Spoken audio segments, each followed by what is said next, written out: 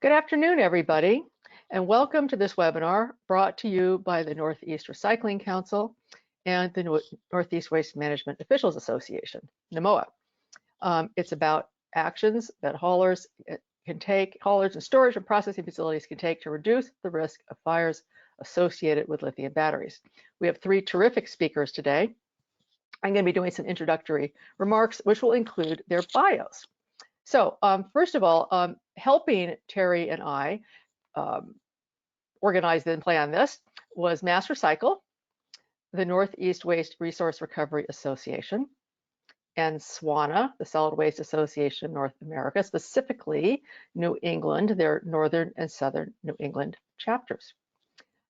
Within those organizations, there were key people that helped.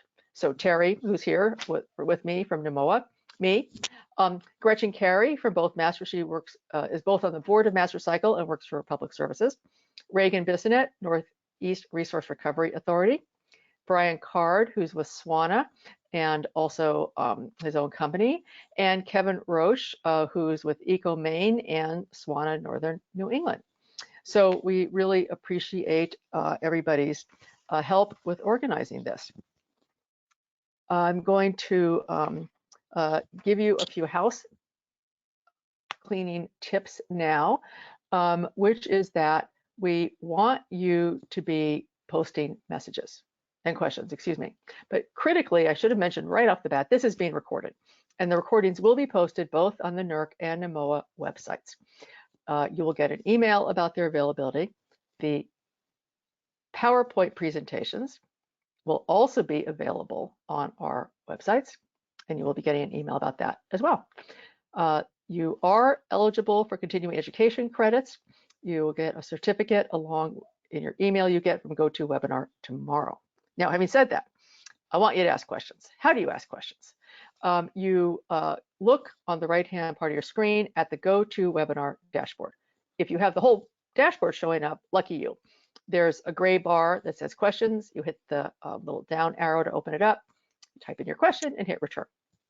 If you're not seeing that, that's because your dashboard is closed. But there's a little orange arrow on the top right of your screen. Then click on the arrow, the dashboard will open, and same thing. There's the questions, and you enter it. Now, we're going to have all three presentations before we do questions and answers, but we will have plenty of time for a robust question and answer period, and Terry is going to be facilitating that for us. Now, I know that was fascinating for all of you, but mostly you'd like to hear our presenters. So I'm going to introduce them, and then we'll turn it over to them. So our first speaker is going to be Mark Buckley. He's the Republic Services Northeast Area Manager and Safety, providing support and resources to 27 hauling divisions, 13 recycling centers, and 17 landfills and transfer stations within the region. He started in the industry with Republic in Southern Florida in 2008 and has held various roles in solid waste collection and recycling operations. He is going to be followed by Kevin Roche from Eco Maine. Kevin is the CEO, and he has been for 14 years. He has worked in the field of solid waste management for 29 years, including leadership positions at Broome County Solid Waste, Director, the City of Glendale Recycling Manager, Plant Manager for Metro Waste, and the owner of a recycling facility in Rochester, as well as if that wasn't enough, the Solid Waste Coordinator for Monroe County and GIS Specialist for the City of Rochester.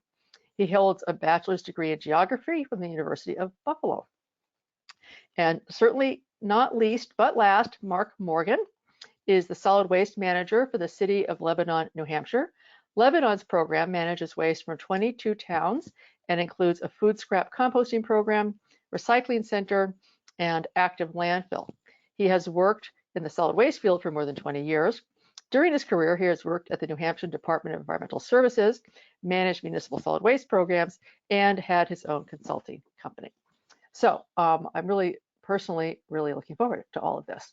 I am going to now make Mark Buckley the presenter and ask the other panelists to turn their cameras off and their mics, and we're going to look forward to hearing from Mark. Thanks, everybody. Looks perfect. Thanks so much. Remember to post questions. Okay. So Lynn and Terry, you guys can see my opening Yep, slide here, I presume? Okay. absolutely, absolutely. Good afternoon, everyone. Again, my name is Mark Buckley. I'm with Republic Services. And when asked to present on today's webinar, it got me thinking about what do we do as one of the leading haulers in the industry to help prevent, that's the key point, is preventing these fires that occur in transit and oftentimes, but sometimes we're not sure, a result of lithium ion batteries. So, did some brainstorming and came up with some things I thought I'd share with you all. And I start with my next slide, which is a brief introduction to our waste and recycling trucks. Not sure who's on the webinar, but I'm sure there's many of you out there that understand what these are and what they do, but probably more that don't know what they do or what they are. So as you can see here, these are our 5 most common type of waste and recycling trucks that you could probably see in your neighborhoods, in your communities, and out on the roadways. The top 3 are mainly residential type collection vehicles, starting in over here, which is a rear load. Now, this is one of the oldest style collection vehicles out there, where normally it's a 2-person crew. You'll have a driver or operator driving. You could have we call them helpers, they call them bagmen and shakers up in New England, somebody on the back that actually physically dumps the trash into the truck. To the right of that, you'll see what we call an ASL, an automated side load. This truck is usually a 1-person crew and uses mechanical lifting to collect the bin curbside and dump it into the top of the truck with mechanical lifting, automated, if you will.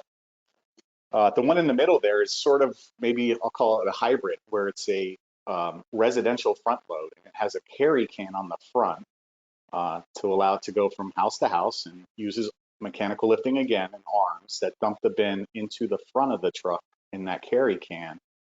And as that gets full on the route, they'll dump it into the top and move on and repeat.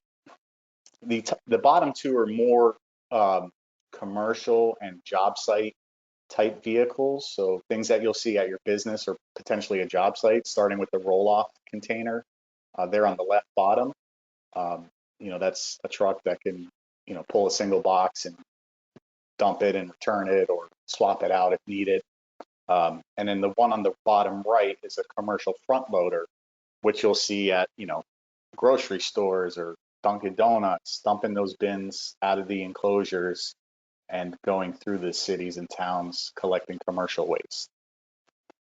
What I guess many people don't understand is I guess 4 of the 5 of these are compacting vehicles. They compact all the trash inside the truck body to allow it to pick up more homes or more businesses while staying within the legal weight limits that are set. But those moving parts could have reactions to things like batteries. You can imagine if a battery is crushed in between, the sweeping blade and maybe the rails on the truck, that it could create a puncture and result in a fire in the body of the truck. When talking about preventing load fires, what we call load fires, especially around batteries, because they are becoming introduced more into the waste stream, both residential and commercial. We have a number of product offerings, and other companies do, along with retailers, where you could drop off your used batteries. And the prior presentation last week covered that as well. But we do offer a product where we can ship you a bin. You can load it up with your batteries and then mail it back to the appropriate end site for recycling. But the key here for everyone is they should never be put in trash or recycling bins. They need to be kept separate. And through various organizations, you can do some research in your towns and find where is appropriate to dispose of those. I myself have numerous old power tool batteries that I'm saving to drop off. I keep forgetting to drop them off at Lowe's, but I know enough not to put those in my curbside recycling or at my company's garbage bins. So here's some examples. While I was preparing for this presentation, I just did a quick Google search, and it was surprising. I'm aware of the ones that occur in my area of operation. Um, I think Terry asked me how frequently does it happen. I can't put an exact number on that, but it's at least once a month that we hear about one of these. And this is some examples of some Republic truck fires throughout the country over the past couple, I'll call it months. And as you could see, these all occurred in the body of the truck during transit to one of the end sites. The picture in the middle there is an example of when our drivers are able to and safely discharge the load to allow the fire departments to fight it and put it out. As you can see in the top right corner and bottom left corner, if the load is not ejected and the fire spreads in the truck body, the hydraulic systems are impacted, which pretty much seals that truck. Without cranes or tow trucks, you're not able to open it, and you're not able to get water or fire suppression in there to put it out. So again, it's a matter of seconds sometimes once our operators identify that something's going on in the body, and we only have so much time to get first responders out there to help fight the fire. We have various operational standards and training that we cover with our frontline employees around not just truck fires, but fire prevention in our facilities, overall fire detection and suppression training. I won't share the details of that with you, but we do it during new hire orientation. It's covered annually at a minimum, sometimes more as we learn about certain events or things we think people need to be reminded of. And overall, our drivers on the route do a great job of preventing these through identifying non-conforming waste in the bins when possible. That's pretty hard. You can't check every bin and see what you're dumping, but they can see signs of non-conforming waste in them and not dump the can and call it in for further discussion. But if they do notice a truck body fire, they're trained on what to do to try to suppress the oxygen from the body and get it to a safe location so that the fire department and local authorities can deal with it. We also partner with local fire departments. We have a number of fleets that are run by CNG, compressed natural gas, and that requires special awareness for the fire departments who respond to those types of truck fires. There's certain safety features on those trucks that we want to make sure they're aware of and can fight the fire safely. Finally, if possible, we have designated hot load disposal locations at all of our post-collection facilities. And again, we train folks on that annually at a minimum, so that if we do have a hot load and we are in the vicinity of one of our disposal locations, it's not getting dumped into the main pile, the main area of the facility itself in a segregated location to where it can be handled appropriately and safely. So those are some things from a hauling side of the business. Unfortunately, we're seeing this more often. It seems like I'm hearing about it more often than I remember in the past, and looking forward to hearing from the other two presenters on what they're seeing and what they're doing at their facilities. So with that, Lynn, I will turn it back to you to turn over to Kevin. Thank you. That was really, you were right. You had told us ahead of, Terry and I, and there's speakers ahead of time that we were going to be hearing a little bit about the trucks actually worked, and I didn't know all that. That is really true. So thank you. So let's see. Kevin, you are now the presenter, so you can show your screen, please. You should have gotten the little, you're now the presenter. There we go. And we need to see the presentation.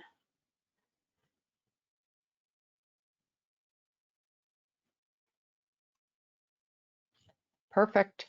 Thank you. Okay, so you can see it.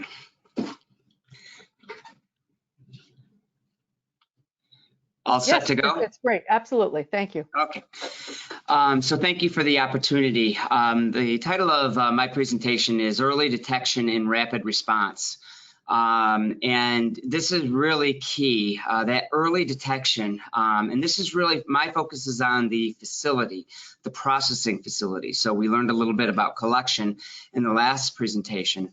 But here is the processing facility, whether it's a waste energy plant, a recycling facility, any type of recovery plant, you can apply these principles and these methods to reduce your risk. But that early detection is what we found was key, in addition to being able to respond and respond quickly. What we found was we couldn't wait 8 minutes for the fire department to get here. It was just, you need to be able to respond within those 8 minutes. Now, once the fire department gets here, obviously they can assist or take over, depending on the circumstances and the situation. But to wait 8 minutes was something that we found we just couldn't do for the safety of our employees, as well as the safety of the community. But as an intro, for those of you who may not be familiar with our organization, we are a quasi-municipal organization. We have 73 member communities. Some are contract communities and some are owner communities, so we are community owned. Our mission statement, I think, does a nice job describing who we are. We provide comprehensive long-term solid waste solutions in a safe, again, we're dealing with safety here when it comes to fires, environmentally responsible, economically sound manner, and is a leader in raising public awareness of sustainable waste management strategies. We wholeheartedly are focused on the waste hierarchy, which is not only in Maine state statute, but as many of you know, are also guidance from the EPA, as well as many other states. We have several facilities and programs to manage our waste. We have a single sort recycling facility. We have a food waste recovery program. We have a waste energy plant. We also have a landfill and an ashfill. And then our educational outreach program. We have 4 dedicated staff that are out in the public. Even during COVID, we are reaching people, obviously virtually in a new format, but hopefully we'll be back in the schools this fall. And as the last presenter, I think, focused on is you can do a Google search and you can come up with a lot of facility fires out there. It's almost, it's a regular basis. We're getting news briefs almost on a daily basis of fires happening somewhere in our industry. And they're really all over, and they're just getting closer and closer to home, which really makes, all the more reason with how to put in protective measures to protect your communities as well as your employees. It used to be, we used to worry about the propane tanks, particularly at the waste processing facilities and at the recycling facilities. These caused us the most problems for years and years and years, especially the smaller ones that you couldn't see that were mixed in with the trash. These days, as was mentioned earlier, our focus now is on the lithium-ion batteries. That's where we're seeing the highest risk and the most damage. So what we found was that we had a number of fires, and this is a video that hopefully will come up. So a truck just made dumped its contents, and within just a short period of time, you see, and this is obviously I have the video sped up, but you can see what happens with a fire. And this was really a game changer for us because, as you can see, all our employees want to be heroes and they want to, put the fire out and they want to be back in operation as quickly as possible. But as a solid waste manager, when I reviewed this video, although I did thank my staff for all their hard work in putting this out, I also, recognized the risk that our employees were in with moving loaders and trucks going in and out. Not to mention the atmosphere in there with what was transpiring. And so this really forced us to find another way to manage these circumstances going forward. And I'll put this in kind of fast mode.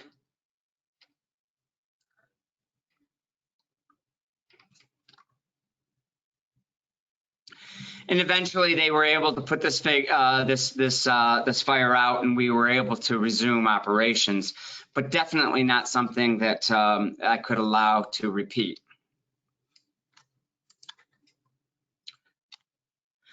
And so this is just the same fire with this image that was a reminder of finding a way to correct this from happening in the future.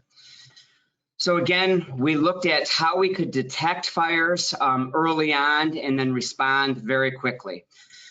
So what we found on the detection front is that we added thermal camera technology in all of the high-risk areas of our facilities so that we could be warned early on, so that we would then be able to receive notification. And that's the second bullet there, that we would set up temperature thresholds throughout these highly sensitive areas of our facilities that would alert our staff that temperatures are rising to a certain degree that we need to focus on those areas.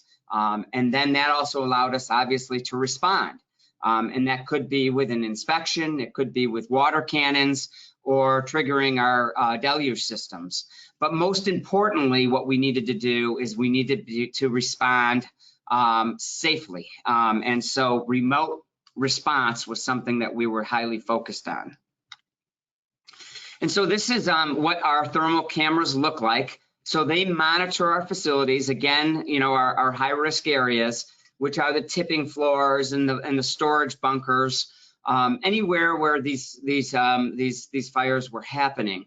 And this recognizes all your hot spots. So in this case, you can see the front end loader there, you can see the driver, you can see the lights. And what up in the left-hand upper corner, you can see what the average temperature is. You can see the minimum temperature, and you can also see the maximum temperature. And that's where you can set these devices to alert you when that maximum temperature in that monitored area reaches a certain point. So we provide notification, you know, at 150 degrees, which is what you see here, at 200 degrees, at 500 degrees. And so forth and so on, so that you can address those hot spots. Then these are communicated with our control centers, and we happen to have 24/7 control room at our facilities that monitor all our facilities and remotely in this case. And so when we have our devices notify us that there's heat detection above 200 degrees or whatever we set it for 500 degrees, that sets an alarm, notifies the control room operator to take a look and to investigate. And then the control room operator can deploy or make communications accordingly. We also installed a rapid response. And so this is a video of our water cannons. And so we have video that's right on top of this water cannon that we can operate remotely from another facility or outside with a remote control outside of our facility. And then we can operate this water cannon and we can inspect, kind of take a look. You know, right now we're looking to see, you know, are there any employees in the area? Where is the hot spots? Where is the fire, for that matter, before we actually activate the water cannon itself. And then we can turn on the water cannon, again, focusing on that hot spot. And this is a high volume, high pressure system that really is just going to drench the pile. This happens to be up at our recycling facility. This is our incoming recycling stream, single sort recycling stream. And we can redo basically the cannon. And in addition to that, we can also change the cannon over to a shower. So if we really want to wet or drench the whole pile, we're able to do that. And we can go back and forth between the stream or the shower mode of the water cannon.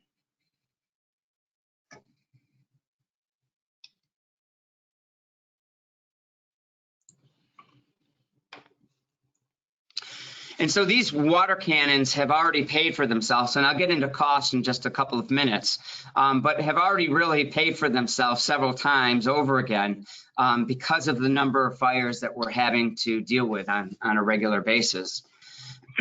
So in the left-hand shot there, you can actually operate the water cannon right there from its location. It's on an elevated platform. So if it's just a hot spot and the flames haven't actually begun and there's just a very limited smoke, rather than having to grab fire extinguishers, you can actually operate the water cannon from the upper deck there. And we have these water cannons in several locations. Or you can remotely operate the water cannon over there on the right-hand side at another facility. So this remote control device is actually at the waste to energy facility, and they have the ability to operate the cannon from remotely from actually a whole nother facility. So that's been very helpful for us.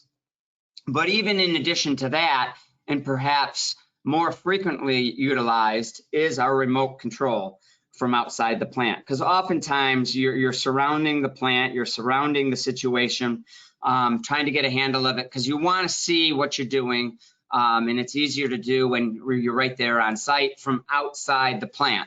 And that's what this remote control allows us to do, is we can operate the water cannon and turn it from stream to shower and back and forth as we see needed, utilizing this device. And most facilities have some line of vision into the facility through the tipping floor or the entryways or the large garage doors, and able to effectively kind of see what you're doing from afar, but also operating without having to be in the plant itself.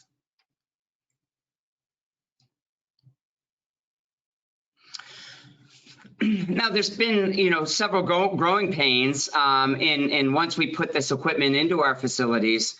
For example, understanding what the infrared cameras look like. The optical cameras were, at first, they were difficult for our operators to really get an understand with what was happening, because they weren't used to looking at the heat detection. And then what levels what temperatures do you program those devices at? And what we did was, we were monitoring at very low levels of heat, and everything was showing up, including the rats and the raccoons and everything else that comes into our plants, the forklifts, and of course even the operators, the human beings. So we really had to raise those levels up, because we really wanted to focus only on hotspots that were in risk of elevating to higher temperatures, which eventually would elevate to a situation where there would be a fire. So that took a bit of training, as well as activating the water cannon remotely. So our operators tended to be a little bit gun shy, because they were worried that they were going to hit somebody with those water cannons, and so we had to actually in the lower portion, that is actually a secondary camera that wasn't a heat detector camera, and they could more easily see exactly what was going on the tipping floor, so that if people were still dumping or people were still walking around, they could easily view that from a regular camera and not through the heat detector camera or equipment. So those were some of the growing pains that we went through, and we've really come a long way in really our training, and when we do testing on it, training and testing on a fairly regular basis. In addition to that, we have our more traditional deluge systems, where we can drench a certain area of the facility. It might be the tipping floor. It might be, in this case, on the right-hand side, just the drum feeder. It might be just a screen. It might be the baler that's causing a problem. And so we have this isolated or local response equipment that we can also alternatively utilize.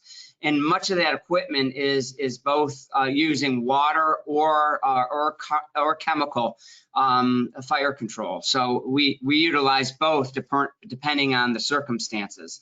Most of the time we are in an experience or circumstance that we want to utilize as much water as possible, because the reality of our industry is that something ignites, something explodes and catches the surrounding material, whether it be paper or other trash materials, catches that on fire. And so you really need to saturate that material. So 9 times out of 10, we're using the water devices or the water equipment to really saturate the area to minimize any damage. In the cases of our screens, so we have several single sort screens, a cardboard screen, a newspaper screen, although we don't have any more newspapers hardly in our mix these days, but a mixed paper screen.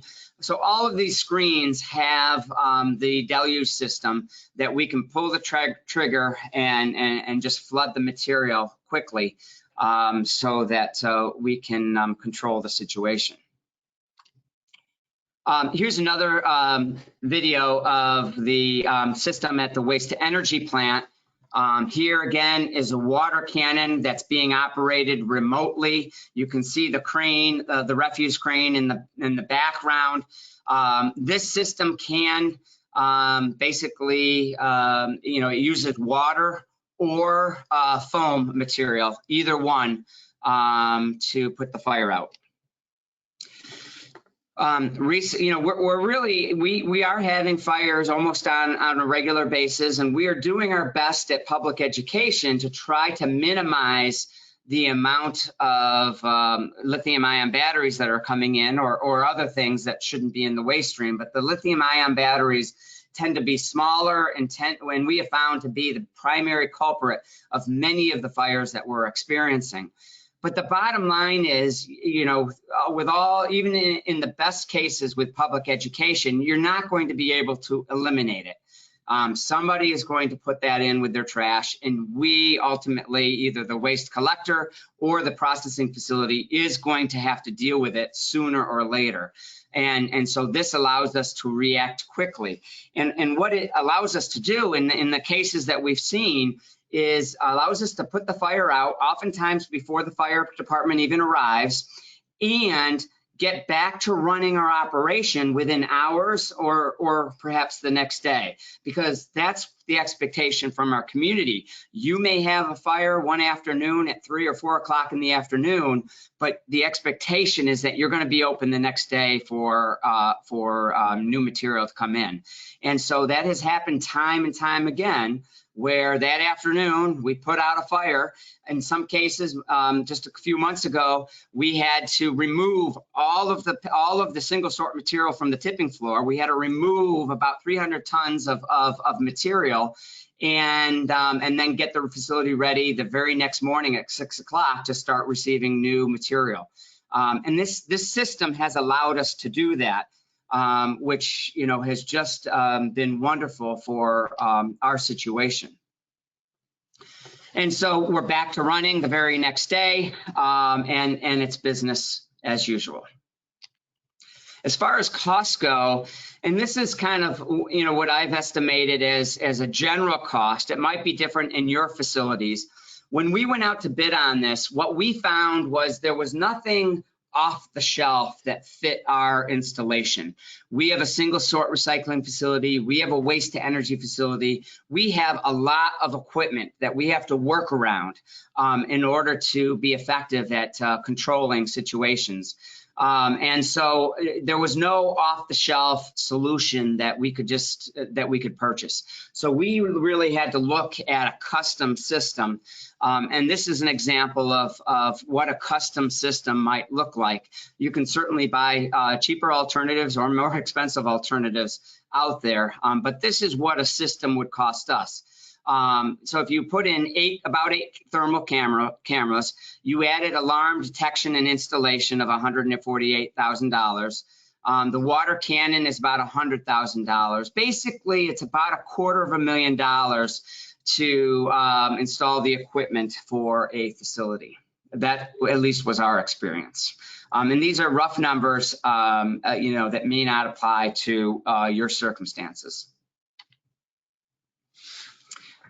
So again, just in summary, this system has worked very well for our facilities. It has allowed me to sleep much better. And I believe we're in a position now where we have a situation, we can resolve the situation, and we can quickly respond and get the facilities back running again as quickly as possible. So thank you.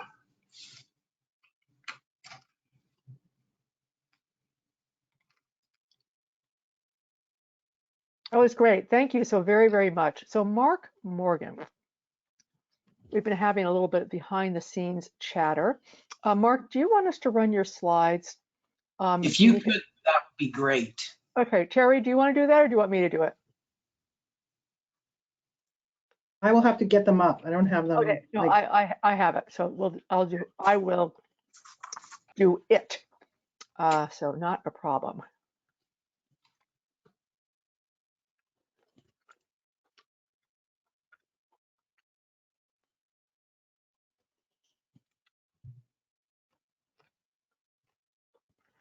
Okay, so Mark, you just need to tell me Okay, when to great. advance. We're Yep, at the, you'll feel free. Okay, already on top of me. So thanks, Mark and Kevin. Those were great perspectives on collection and transfer operations. Kevin, that was quite a impressive operation. I'm going to go over kind of fire prevention and response at a landfill.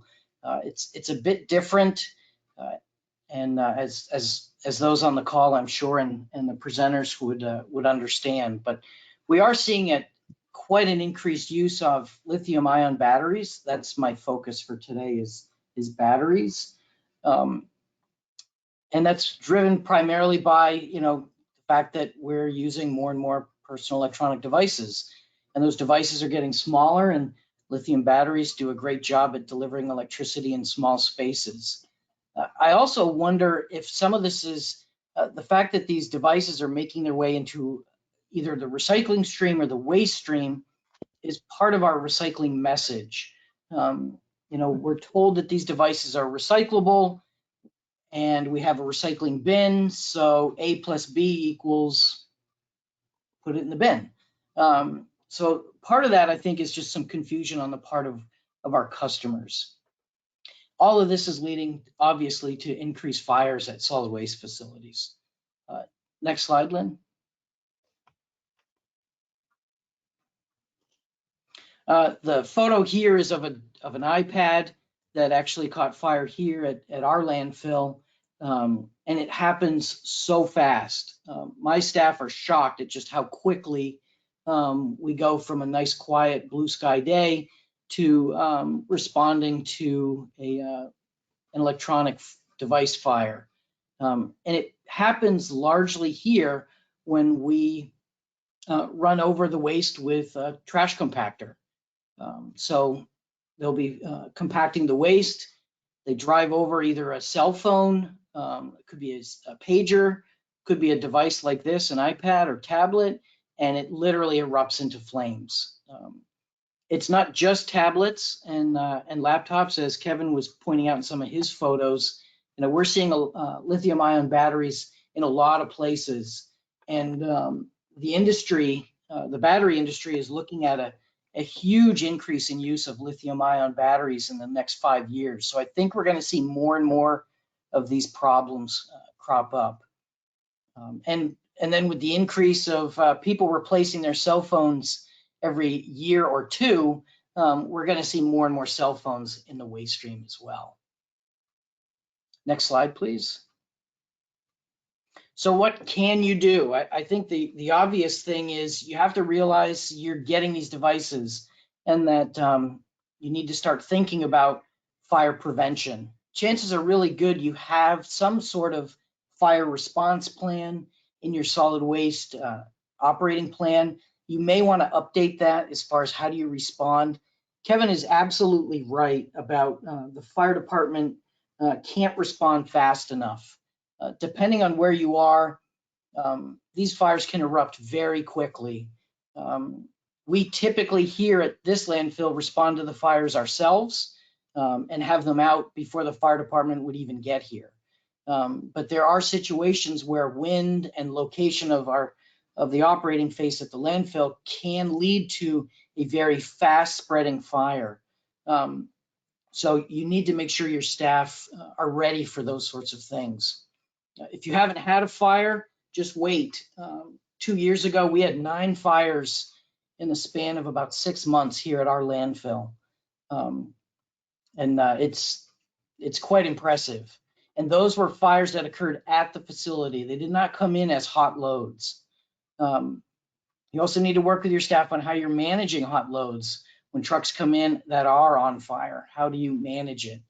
And as I was preparing for this, it occurred to me that this is really not, at least the philosophy of this prevention and response is really no different than how we manage spills.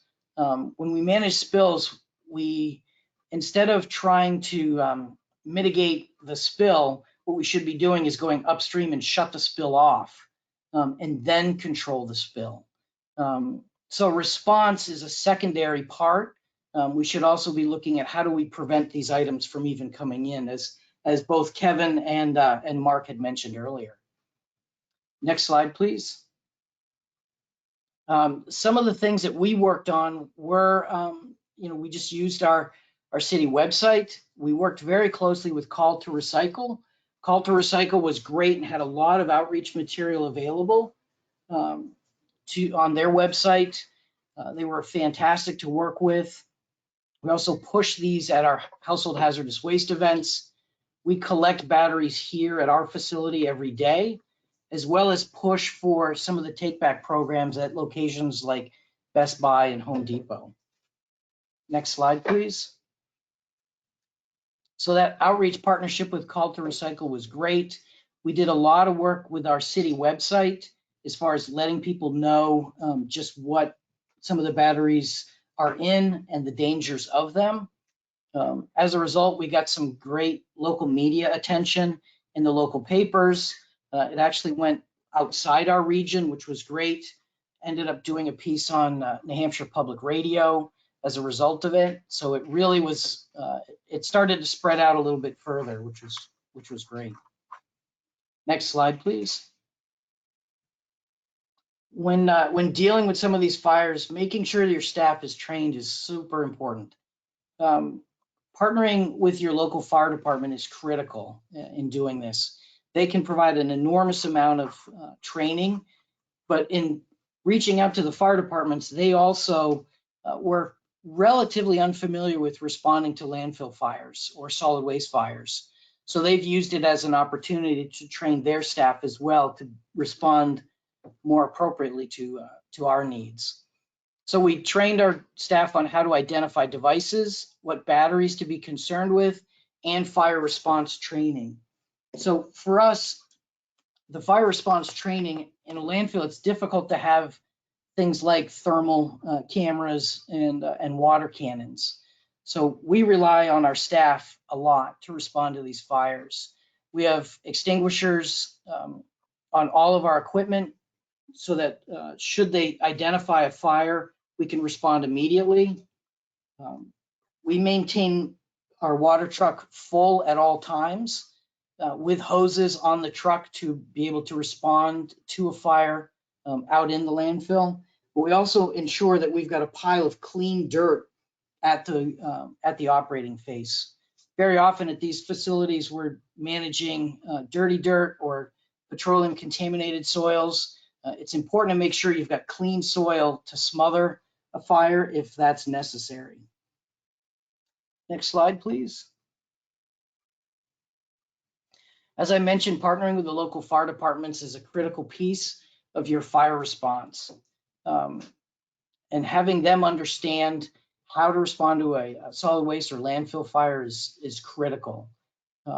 Here, as in other facilities like EcoMaine, we're working with multiple communities. So making sure that all of the local fire departments are aware of those needs is also important.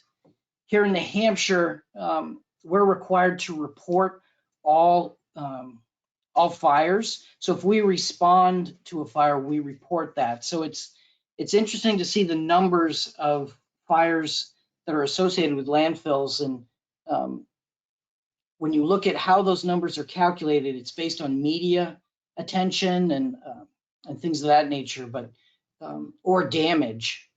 A lot of our fires were put out in less than 10 minutes and really had no damage. So it's just a fire. I think there's a lot more fires going on out there than people realize. Next slide, please.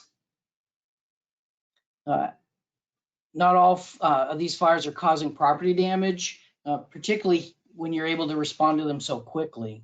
So I think that there's more fires going on out there, and I'm pretty sure we're going to see more and more as we move forward. The technology that Kevin identified in his presentation, I think, is going to be great at transfer stations and incinerators and facilities. There are opportunities for thermal camera imaging at landfills. There's a number of companies that are developing those sorts of technologies that can help identify hotspots as well as fires, even in landfills. Next slide. So here at this landfill, we've worked closely with our staff as part of our response, and we've used outreach and some excellent and well-placed media attention to work with our customers on identifying some of the dangers associated with lithium-ion batteries. Thanks, Lynn. That was great. Thank you, Mark and the other Mark and Kevin. Wonderful presentations. I know people have been posting questions. There's still time to post more.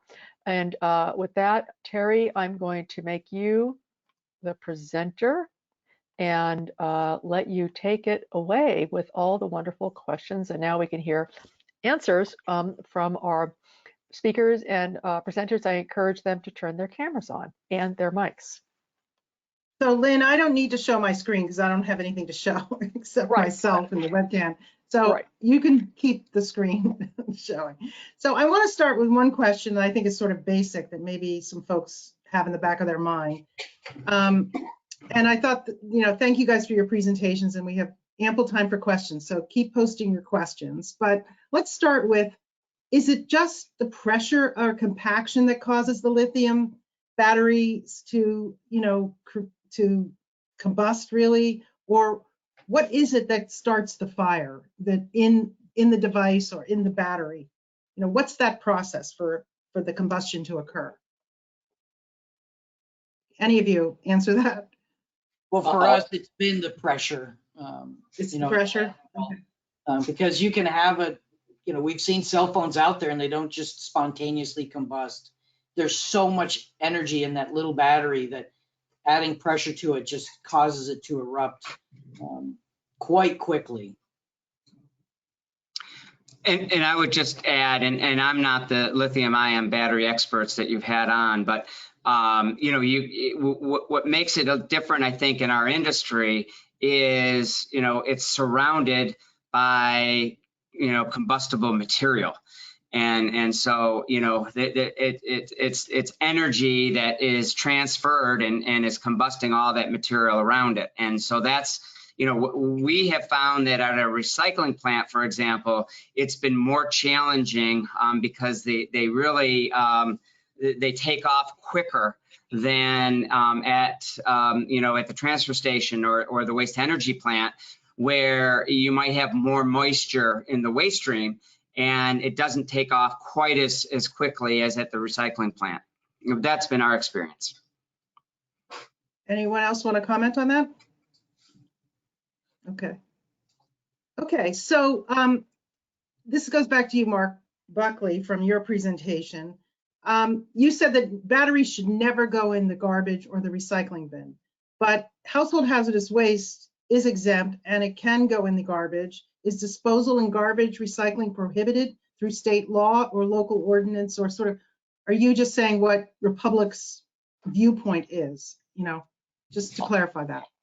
Yeah, I'll say it's our viewpoint that to take care of that the appropriate ways, it shouldn't go in curbside recycling or business recycling or trash.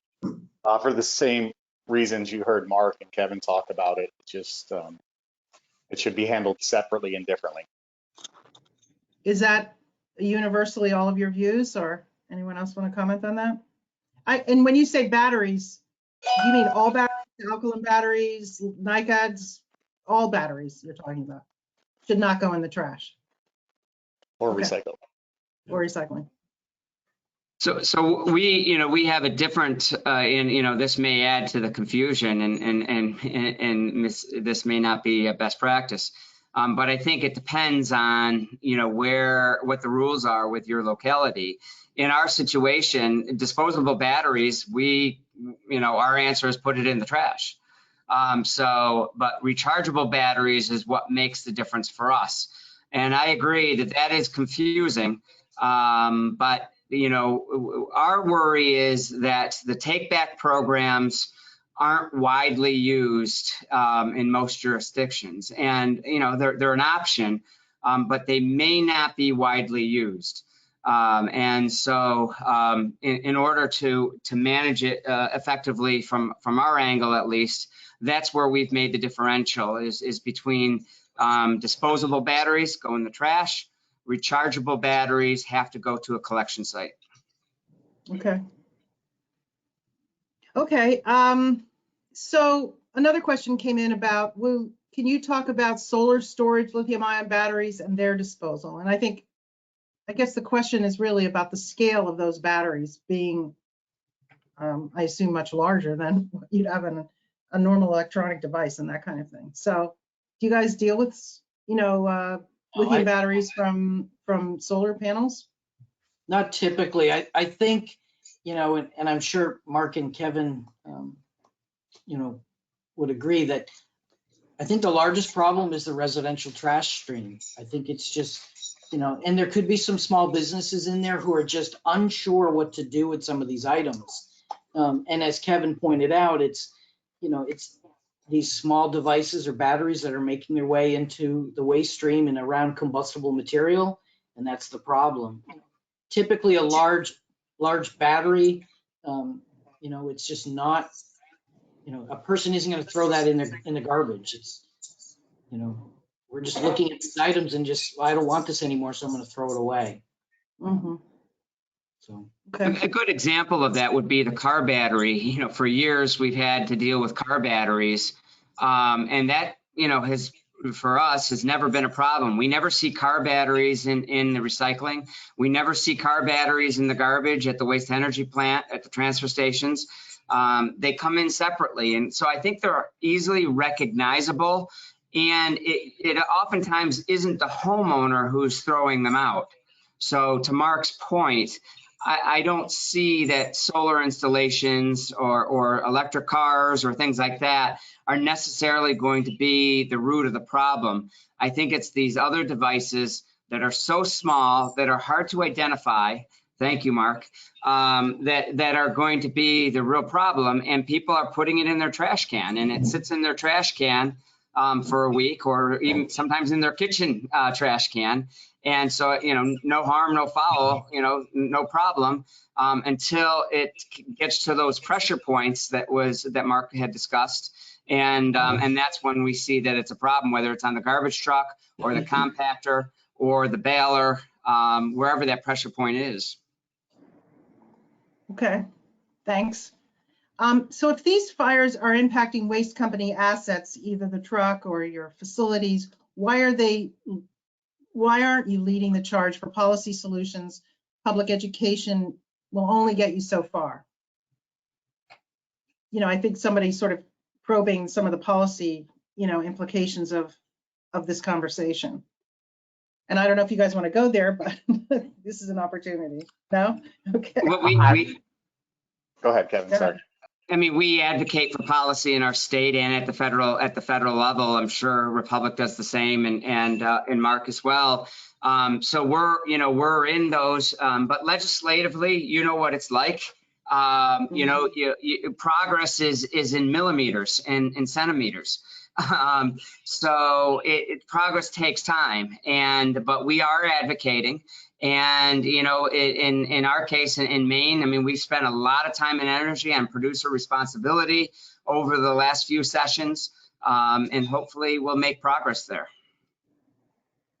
And frankly, there's legislation on the books in other areas that are not very successful. So legislation is not the silver bullet.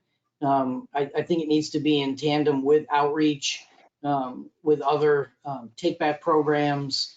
You know, Kevin's comment about producer responsibility is critical in making these things happen. So it's, you know, it's not just disposal bans and things of that nature. It's got to go beyond that. Okay. Yeah, I So- think part of it is conversations like this and educational webinars like this that, you know, for most people, they put the trash out and it disappears. They don't understand the whole backstory behind it. And, you know, myself, you know, I don't throw batteries in the trash because I want them to be handled appropriately and responsibly. But how do you get that out to millions of consumers? That's a challenge. But we're getting there. We're making headways in that area too. So it's a challenge, and it's happening more frequently, I'll say. So this may be a question for you, Kevin, given your presentation. There's a bunch of questions sort of about, you know, the sort of the water use in, you know, the water cannons you were showing. So is water effective in fighting lithium fires? And, you know, what is the impact of the water on the waste stream, and then whatever happens, you know, to the water that, you know, comes out of the system once, you know, is it picking up contaminants? Sort of what happens in that whole cycle with using water to control these fires? Right, and that's a great question. We struggled with this early on because a lot of vendors and experts really, you know, looked at, okay, if you know, certain fires, you want, you know, certain ways to manage those fires. Bottom line for us at the end of the day was the issue that I raised earlier, and that is, it's not just the lithium ion battery that's the problem, it's the waste around it. And so in just about every situation that we've come across, we are trying to put fires out, and that's the burning of the trash or the recyclable materials. Highly flammable material. It could be gas, it could be gasoline cans, it could be, you know, propane tanks, it could be whatever. Bottom line is you have all this garbage around it that has engulfed in flames, and that is what you have to control. So we have found that there's not enough chemical to put the fire out. You know, you'd have to have so much storage of chemical on your site that, you know, you could run out. And we don't run out of, luckily, we don't run out of water. So in our case, we douse it until the fire's out, and and that may take a while. And in the case of a recent fire that I mentioned earlier, I mean, this fire just kept on coming back and back and back because it was deep in the pile. And every time, you know, we moved that pile around, it would start smoking again. So, you know, we had 300 tons of recyclable material on the floor, and we just could not put that fire out. And so we were adding, you know, the water cannon was working for hours trying to put that fire out every time we moved it around. And we were able to put it out, but we lost all 300 tons that were on the tipping floor. Once, even if it's not burned, you can't market, you know, smoke contaminated recyclable material. Nobody wants it.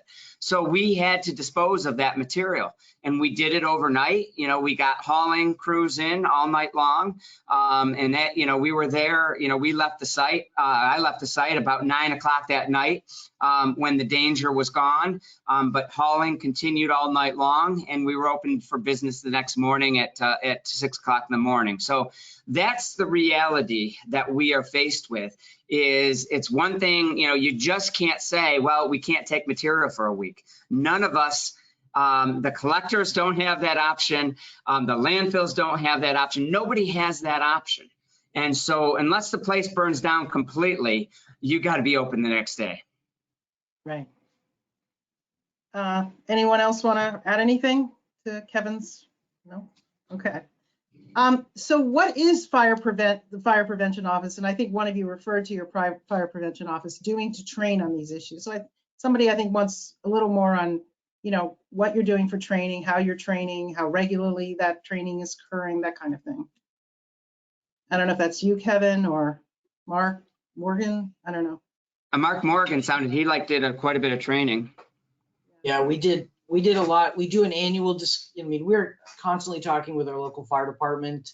There's some great online resources for managing landfill fires and fire prevention. So we've worked with our local fire department with that. We do annual blasts through the city website and local media outlets, for education purposes. It's hard to say, what's the frequency, because there are moments when, something happens and it erupts and it becomes, the thing you're talking about. But it is at least an annual discussion with the fire department. And we've invited them in. The fire department does annual fire extinguisher training with our staff, just to ensure that staff and, we all have a revolving door with our employees. So just to ensure that everybody understands how to use a fire extinguisher appropriately. So we do annual refreshers on that. So it's just like any other training. It's just ongoing. Okay, I don't know, Mark Buckley, do you have anything to add about training that you do? Yeah, I think I covered it briefly, and without going into the details of the content, we do it at new hire orientation as well. We have driver specific training that we cover with new hires and before they are released to go out on the trash truck by themselves. That's also covered, emergency response, fire extinguishers. So it's covered twice before they're really out in the field with the drivers. And then it's annually, we cover it with everybody, and more frequently at the recycling facilities. On top of that, every time we have an event, we learn from it. And whatever we do learn, we share with others, and we encourage and have reoccurring training based on what we learned from the event. I will say that our drivers, the ones that are dealing with these load fires in transit, do a great job at protecting themselves, protecting the public, and protecting the asset if they can. And we do give recognition when they do the right things, and more often than not, they do the right thing and it's taken care of. It's an unfortunate event, but through the training and the reoccurring training, they know how to handle it. And I'm very proud of what they do out there every day. Kevin, do you have anything to add? I think that, training and being exposed to these kind of as real life situations as possible is critical to how effective you are when it really happens. And so we try to get as close as possible. We're running those water cannons so that they are comfortable using them when the time comes that they need to use them. So I think that is, the drills are important, and you got to make those drills. You can't just go through the motions. You got to make them as real as possible. Okay. So moving on, this is an interesting question, I thought. Instead of detect and fight fires, do we have technologies to detect and remove batteries and waste? And maybe, Kevin, you should start with this since you were showing some of the detection equipment. Sure. I don't think, even with our single sort recycling system, although it's productive and it does a good job at recovery, it's difficult to get to the bottom of these items because, if you're going to put in the detection for that type of a device, hopefully that the device isn't coming in very often. And nothing gets out, 100%. So you're still, at the end of the day, you're still going to have to deal with what we were looking at is the lithium ion batteries. There's going to be more and more of them.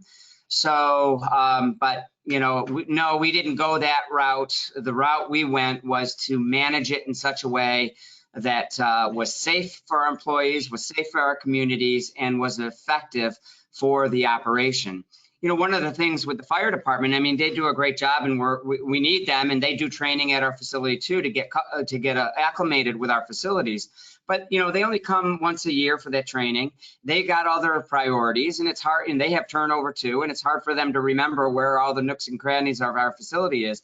But their goal is to leave the site and make sure that everything's out. They don't really care about your ability to reopen the next morning. And so that, you know, that's a little bit of a different objective there when it comes to, okay, how are you going to leave the site? You know, you can't just leave it a mess. And so that's critical for us as well. But that's the route we went. I don't see that technology available in order to detect that. Maybe it will be, but it certainly hasn't come to my desk yet. Okay, I see others shaking their heads, agreeing with you. Okay, so then there's a couple of questions about costs. And again, I think this refers to, you know, sort of what you talked about, Kevin, some of the costs that you've incurred in you know, buying your equipment. So is there any service costs for the thermal monitoring? You know, are there any other installation costs or operating costs, you know, that you have to encounter in, you know, using the equipment, that kind of thing? You know, are there other annual costs that you experience? Well, the chemical cost is one thing that you're going to incur. And, you know, I guess if there's a cost of water, cost of training. But really our system, you know, once it was a custom system, but it was pretty much plug and play. You know, once it was done, you know, you could use it and you know, we play around with it and we had to play around with it to get comfortable. And that training actually took longer than I anticipated. For our operators to get comfortable using the equipment took longer than I had originally anticipated. So that's one thing to keep in mind. But, you know, it's that initial investment, you know, which is, I think, a roadblock for many facilities is, you know, that's, you know, $250,000 is a lot of money. And, you know, you have to weigh that against, well, what's the risk? For us, it's paid for itself. Because now we can be open again. I know I've said this a few times, we're open the next day on every occurrence that we've had. And so, and we haven't really lost any of our assets, and we've lost some inventory, but we've never had big problems, you know, knock on wood, that doesn't happen. So we pay for it. But unless you're willing to make that investment up front, you know, and in our case, that, you know, we had to do it in multiple facilities. So the cost adds up quickly. Oh, thank you. All right, so anyone else want to comment on costs? Yeah, Terry, I could add to that. I don't know what kind of systems Kevin has, and we have similar ones. And there are, depending on the technology you're using, there are remote monitoring fees that you'll need to pay. And that really helps with after hours when no one's there, somebody else is monitoring it remotely. And again, with that thermal threshold, it gets alerts. And somebody could see what that thermal camera is seeing and either take care of it with a cannon or call the fire department or both. Usually it's both. And they could do that remotely from anywhere. But there are like a fire detector or alarm system or normal suppression system. There are some servicing, you know, monthly costs with those too. Mark, Morgan, do you have anything to add on costs? I mean, ours is, you know, I don't want to say it's negligible, but it's probably $1,000 a year for us, you know, just refilling fire extinguishers and, you know, chemical fire extinguishers throughout the year. So it's, I mean, it's not insignificant, but it's certainly not what Kevin was presenting earlier, what we do. And it's a water truck and water, you know, so. Okay. So there's a couple questions here about your insurance costs and the impact that this has on your insurance. So one question is, if you use fire prevention equipment, fire detection, fire response equipment, does your insurance go down? You know, or does it decrease your insurance if you are, but on the other side, with the increased, you know, incidence of these fires, are you guys having any impact, having any problems getting insurance? Are premiums going up? You know, what sort of impacts have you seen in that regard? For us, you know, the insurance companies, as you know, maybe others have experienced, there's very little opportunity for reduction. Costs are going up.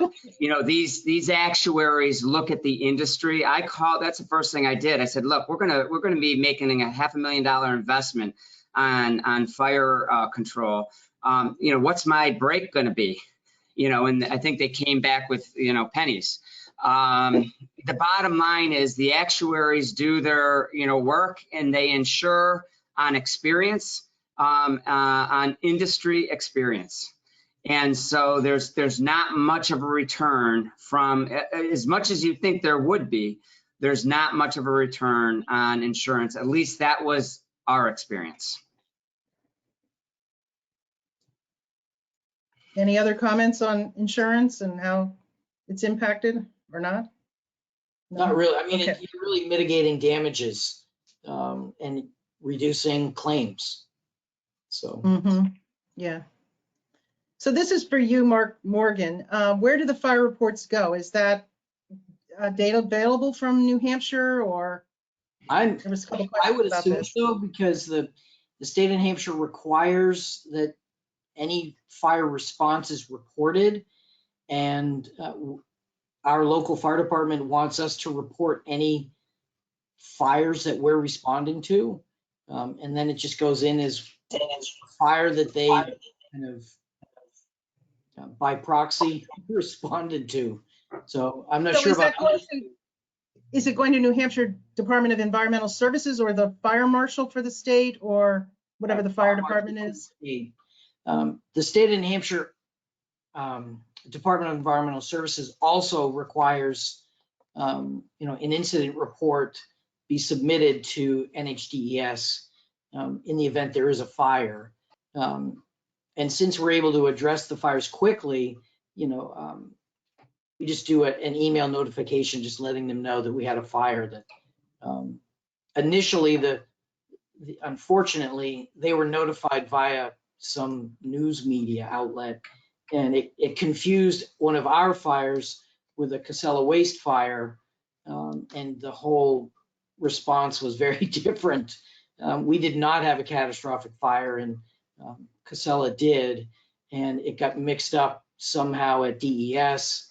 But so now we notified DES via email that we had a fire. We responded to it, and then we have quarterly reports. And I mean, we all have reports and report everything. So. Okay. So this, I think, is for you, Mark Buckley. Does Republic provide those collection containers to businesses or just households, or both? So that, you know, you show those containers that you guys. It's both. Both. You Okay. could go on our website and get pricing for both. Okay. Do you guys, Kevin, hand out containers at all, or is it more you rely on call to recycle or that kind of thing? We do rely heavily on call to recycle. I think they have been out there. I think they've done a good job. I think there's obviously room for improvement there in order to expand participation in that recovery effort, because we have a long way to go. But I do think they've got, they've got a good start, and they're knowledgeable folks, in the collection sites. You know, if we can just educate, that these rechargeable batteries are useful in our lives. We all love them. We all have them. But they're one item that cannot be thrown away, so or recycled through your municipal curbside program. So I think if we can get that message across, I think that's hopefully going to be able to educate our communities. Okay. So I think I'll start this question with you, Mark Morgan.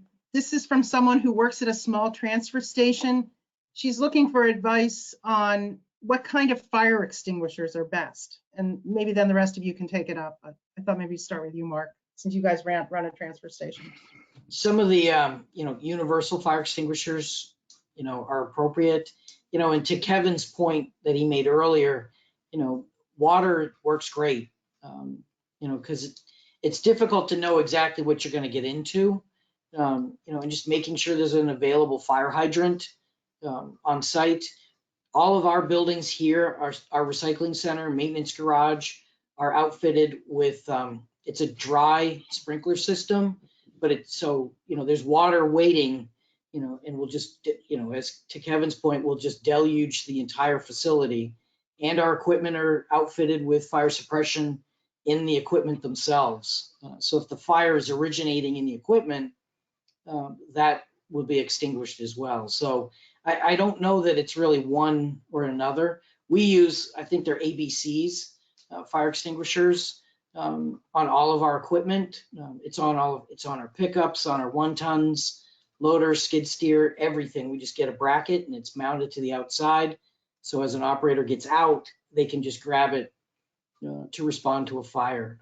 We've had fires in our wood chip piles and brush piles and leaf piles. So fires are a problem at solid waste facilities in a lot of areas. So we just make sure it's available everywhere. Mark Buckley, you were shaking your head. Did you want to add anything? Yeah, I think that the ABCs are sufficient. I also like to plug the NWRA's resource, which they covered last week, that sort of gives you some more information. I believe it's on your website, Terry. If not, it's on theirs. But they have, I'll call it best practices for transfer stations, recycling centers. One thing I've seen and learned from experience is the size of the can. How big is it? Do you want an employee running back and forth to get more of the little cans to fight a fire in a pile? Or can you have one that's on wheels with a longer hose and that you may not need to run back and get another one to help continue to fight that fire? All that stuff, though, goes to training and making sure the person responding to the fire has their training in order and understands what they can and should or should not attempt to put out. So I'd encourage you to look at the NWRA resource. Yeah, so what Mark's talking about is we had a webinar last week for those of you who didn't make it to that webinar where we were talking, we had Call to Recycle, and we also had NWRA presenting on these best practices they've published for dealing with lithium battery fires at waste facilities. And that is available on our website, umoa.org. Have any of you ever had an e-cigarette or vape pen start a fire? I mean, they may be so small it would be impossible to detect that, but somebody's asking about that. I'm going to say I've seen it. I've seen one get punctured and flame up at one of our facilities. Another problem is, and Kevin and Mark can confirm this, but because of all the flammable material around, even if you have a cause and origin expert come out and they try to identify what was the cause and origin, because of the destruction that these fires cause and the high heat and everything else burns around it, it's hard to identify the exact product that caused it. But if you do respond quickly and take care of it, and Kevin's video showed the loader operator pulling the pile off the big pile, which is encouraged because then you could isolate it and separate it. And when you do that, sometimes you are able to identify the actual product that you believe caused that flare up, because it's real quick. It's high heat, high flame, but it doesn't last long, but it catches everything around it on fire potentially, and that's what could be the issue. But I've seen e-cigs go off, and I've seen e-cigarettes blow up in cars because of the sunlight and blow out the windshield. Wow. Anyone want to add anything, or we can move on? Okay. I don't know what one even looks like, so I'd have to do some investigation. Okay. All right. Are there certain building or fire code requirements for battery recycling facilities intended to prevent fires? You may not be able to answer this since none of you actually run a battery recycling facility, but are there any building codes and fire prevention codes you're aware of in this context? No? I'm not aware of them. I think that would be a local, or circumstance that you would have to deal with. Okay. So this is for you, Kevin. Did you consider a fire monitoring system that is monitored by a third party. We, the person who asked the question, plan to implement a similar system at our 1,200 ton per day waste to energy plant, but heard that nuisance alarms would be troubling for our own operators. How did you decide to do your monitoring? Well, one of our advantages is that we're 24/7. So there's always somebody at one of our facilities. So that's one reason is, you might as well make use of that resource that we already have, and we have to have that. That's not really a choice for us. At the end of the day, I think there's solutions out there that will work very well for certain applications or certain circumstances. We looked at them and it didn't work for our situation. And the reason being really was the canned approach, the off-the-shelf approach, which basically this is the equipment, this is the system, you install it and you work with it. There's no way to customize it. That didn't work for us. Just logistically, it didn't work for us. The amount of equipment that's in our plants, it didn't work for us. And we would have needed like 10 of them. Which would have become very costly. So for that regard, we needed a custom system. And then the other thing is I couldn't get comfortable with somebody in Los Angeles, California, trying to figure out if I had a problem here in Portland, Maine. I just couldn't get past that. And the last thing my fire department wants is to keep coming back to the facility and it's 8 minutes later and either the facility's gone or it's a false alarm. So that wasn't going to work for us. But I do believe, I'm not criticizing that as a bad choice for others. I think you have to look at your circumstances. Is it outdoors? I know a lot of scrap yards have more flexibility because you can put one thing in the middle and basically you can drench the whole plant. But I think it's different for every single facility. And we all know that every landfill, every transfer station, and every MRF there's no two alike. Okay, let's see. So Terry, go ahead. we've deployed those systems, the self-contained, self-monitor, remote monitored at recycling centers, and I haven't heard of any false alarms or any issues with that. I think I won't plug the company, but working with them, they understand what we do and what some of the risks are, and they could spec the system to that. It appears to be working. Luckily, we haven't deployed one yet. It hasn't gone off. At least in my market area. So, but they are out there, and I haven't heard of any, false alarms yet. Okay. So here's a practical question, because I know this is some of the advice that is in some of the, information that's out there, the guidance. Does the taping of terminals matter? Does that make a difference if people properly put tape on the end of the terminals on the batteries, in your experience? Well, to go back to the first question about what was asked as far as is pressure really the issue? I mean, you can tape the terminal 700 times, and if you drive over it, that pressure is what's going to ignite it. Taping the terminals is helpful, but like this battery right here, this is a lithium ion battery. You can't see the terminals. They're actually embedded into the casing. So these terminals are not likely going to touch another terminal, but if you squeeze it hard enough, it could ignite. So taping it, I'm not suggesting that not tape terminals. I'm just saying that taping them does not eliminate the danger of fire. So taping them is critical, but it doesn't reduce that danger. Okay. Anyone else want to comment on this?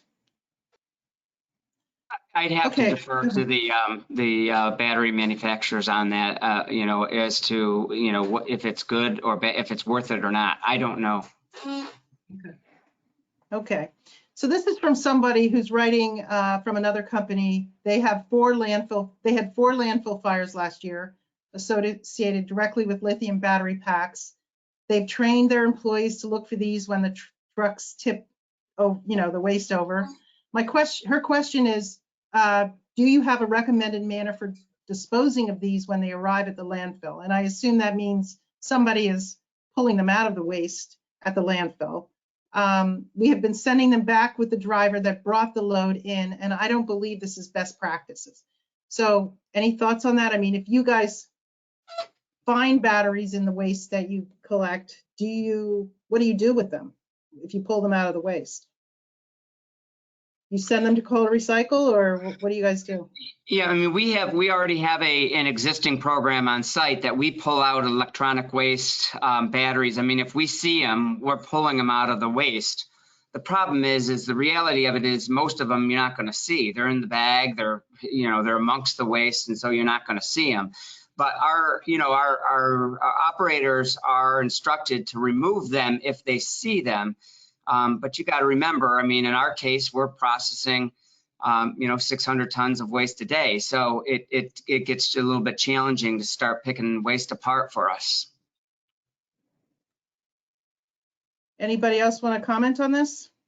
We have a similar practice here where we pull items out. In the event we find, one is destroyed and catches fire, the way we manage an ignited device is we place them in containers with either vermiculite or kitty litter just to isolate them and keep them stabilized, because we're unsure of the danger of those devices. So and then we just process them with a hazardous waste vendor at that point.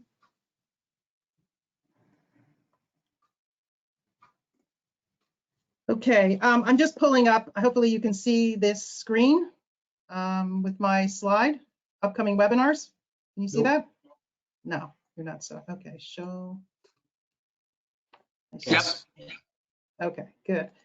Okay, just doing that because we only have a few minutes left and Lynn had to leave us. So I'm just letting you know about, well, this has today's webinar on it, but we have a webinar coming up in the 14th of June at 1 o'clock, and that will be covering lithium battery recycling and some of the ways to make lithium battery recycling operations safer, less environmentally risky. So if you want to know about what goes on in a lithium battery recycling facility or operation, that's a great webinar to join us for. We also have the webinar coming up on June 8th on environmental calculators. That should be really interesting. And then June 17th, we have a webinar coming up on the spectrum of approaches to U.S. packaging EPR. Great webinar we're doing with the Product Stewardship Institute. And then on July 14th, NERC and NMOA have a webinar on growing the upcycled food economy. So those of you who are still with us, please join us for those webinars. As we draw to a close, we have heard from someone from the US EPA, and I just wanted to make you aware that they have recently posted a bunch of fact sheets and handouts on lithium-ion batteries. So if you go to epa.gov/recycle/used-lithium-ion-batteries, you can see the materials that they have recently posted on their website. So please take advantage of that. Let me see if there's one final question we can end with.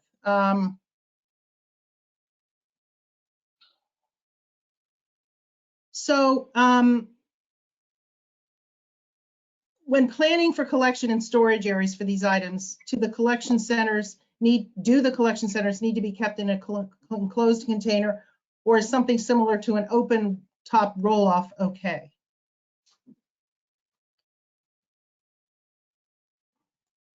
The question's around batteries specifically? Battery collection and storage areas, I presume. I would suggest, something undercover. I mean, I don't know that I'd put them in an open top roll off unless I'm misunderstanding the question. I'd want to keep snow and rain and other elements out of the container. We have a caged area that we keep all batteries, hazardous waste, anything that, we don't want to enter back to the public or reintroduce back into the public, we keep it under a caged area of our facilities, and that seems to work. And then we call the appropriate vendor for collection of that material.